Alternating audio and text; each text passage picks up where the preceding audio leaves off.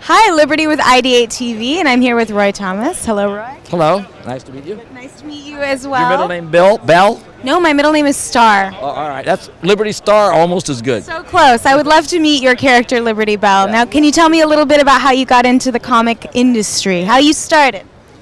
Well, of course, I've read comics since I was like 4 or 5 years old, but I helped start the early version of this magazine, Alter Ego. I helped someone start it back in 1961, just dealing with the return of the superhero to comics. They were coming back, so and then we would send them in to the editors and the artists and writers, and eventually, through my various contacts, without trying too hard, all of a sudden I was offered the job of being the assistant editor of the Superman comics in New York.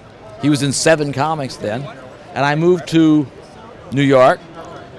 Didn't like the editor, so after 2 weeks I quit, and I went to work for Stan Lee at Marvel Comics when he offered me a job, and I worked there for 15 years. Wow, so you've been right in the heart of the comic world for quite a while. Yeah, for 1965 is when I got into it. That's when I wrote them, and so in a couple of years, I'm not writing full-time comics exactly now. Pretty soon it'll be 50 years. And what do you love about the comic book medium as opposed to novels or screenplays or anything else? Well, I like them all in different ways. As far as writing, I haven't ever written a novel. I've written a couple of books, but not novels. I've written a few screenplays, co-written screenplays, had a couple things produced. I just like comics more, I guess, because a lot of people have written movies, a lot of people have written books, God knows. But there have never been that many comic book writers, and there certainly weren't when I started. So I just sort of felt that was kind of unique. So I like that. But I like all these various media. They're all good. They all tell a story.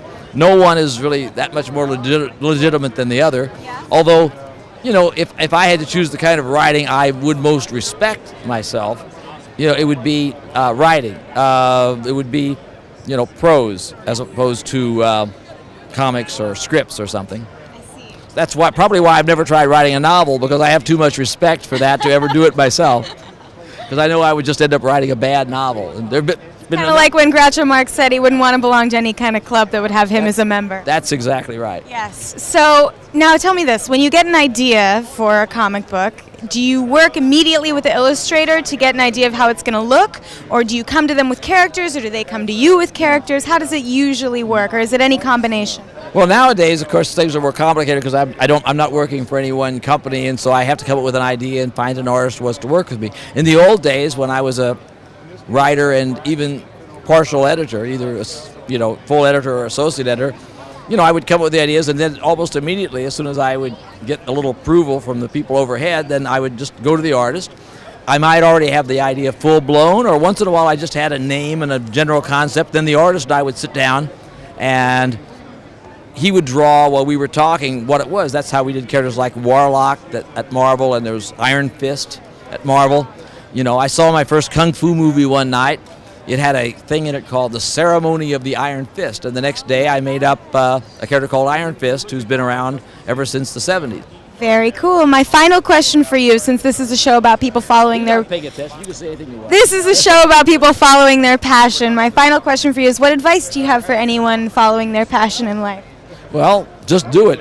Joseph Campbell, the great mythologist, I used this. His thing was follow your bliss, and it's hard sometimes to do that. I mean, I had to start off as a high school teacher. That was not following anybody's bliss, certainly not mine. But if you can, because as they say, then you're never going to really feel like you're working. Yeah. if you do that. And some days, even writing comics, I have very definitely felt like I was working. Yes. There are comics I didn't want to write, or things of this sort. Not all roses. No, but at the same time, when it's all done, I keep thinking, well, it beats the hell out of high school teaching. That's right. Follow your bliss, everybody. Yeah, Thank you so much, Roy Thomas. But while you follow your bliss, don't necessarily give up your day job. That is actually sound advice. Sound advice. Oh, thank you. Liberty with IdeateTV, Comic-Con 2013.